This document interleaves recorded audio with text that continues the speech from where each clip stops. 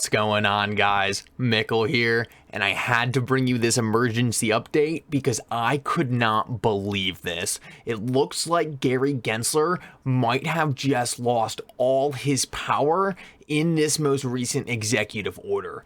I think this completely flew over a lot of people's heads, and I didn't even pick this up, but it looks like this executive order is actually just completely disregarding the SEC. I want to read you this tweet thread by Tom Emmer, but then break down the most important thing he says here. I think you guys are going to be blown away, and this is a huge slap in the face to Gary Gensler. So guys, Tom Emmer tweets out, and I'm not going to read every single thing because it's not all critical to the point I want to show you here, but he tweets out, just finished reviewing Biden's executive order on digital assets. Here are a few thoughts. As expected, this executive order directs various federal agencies to study benefits and risks of digital assets to our economy/global competitiveness and provide legislative recommendations. So this is essentially what we all knew and thought was going on here. Essentially, all these different regulators need to be in place in order to properly regulate cryptocurrencies. This is the stepping stones to putting all these different regulators in the places they need to be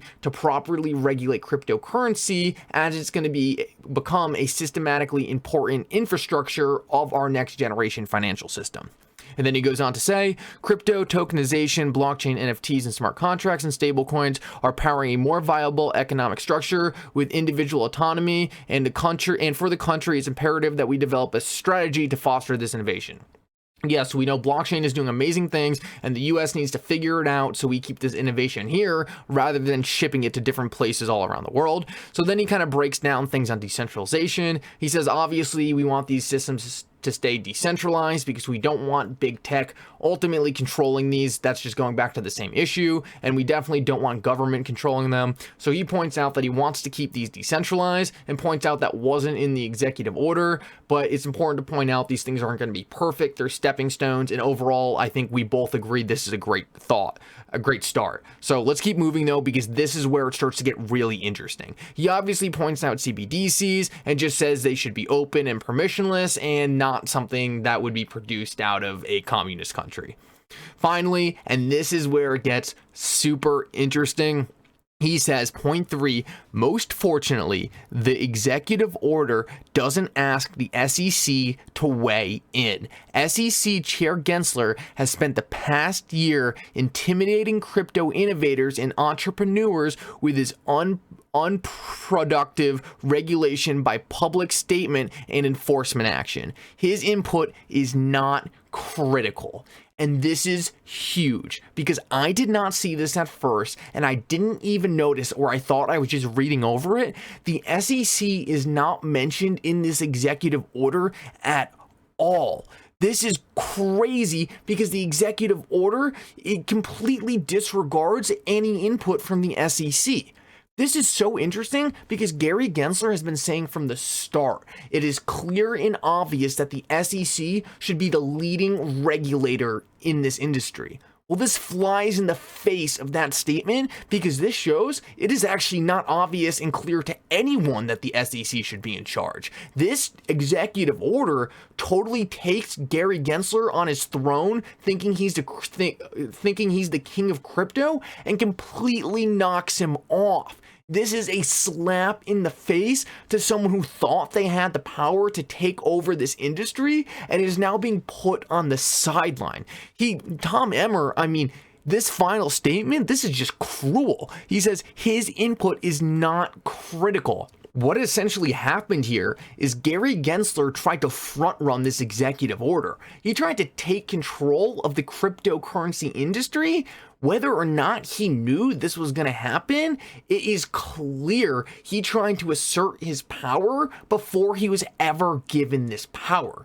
These are qualities of a rogue agency, like a tyrannical kind of portion of our government, because this is just simply not allowed. And I think it's pretty funny now looking back at it, because a lot of the agencies kind of stayed quiet and kind of just pointed out that, yeah, it looks like Gary Gensler is trying to go through a power grab.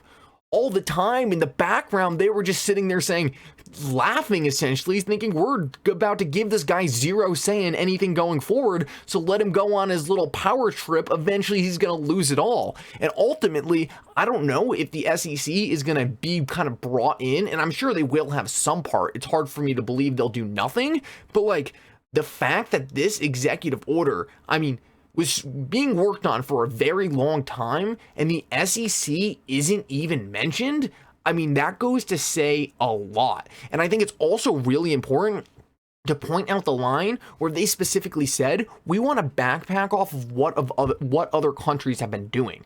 We know cryptocurrencies are decentralized networks that are going to flow over countries' borders.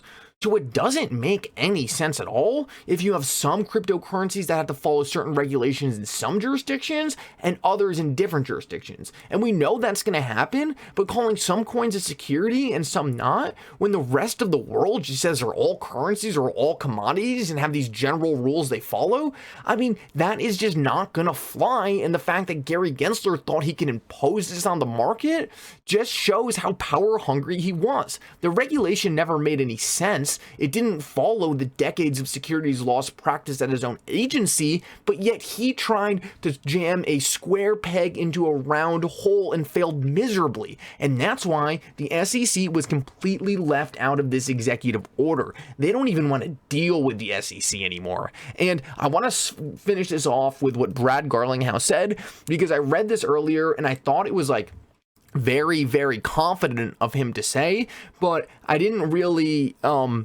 understand at this point that the SEC just took this huge slap in the face on this executive order.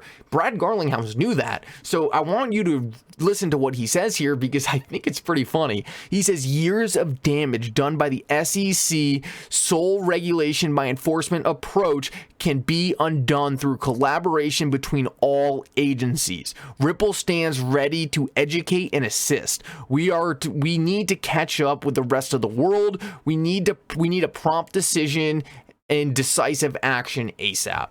So he literally says that the SEC has been hurting this industry for years. Finally, with this executive order forcing these agencies to collaborate, he finally thinks crypto will be able to reach the potential it always had, and it's going to happen now that you don't have a single rogue agency essentially holding their foot on the brake. He thinks this is going to help the US catch up to the rest of the world in becoming one of the most dominant countries in the cryptocurrency sphere. We know Ripple is the hometown hero. We know the US is going to use Ripple to catch themselves up in this blockchain race, and it looks like the SEC is losing their power and they were holding on the brakes more than anyone. It is shocking to me to see this power ripped away from them, and especially from someone like Gary Gensler, who was so confident that he was going to own this space.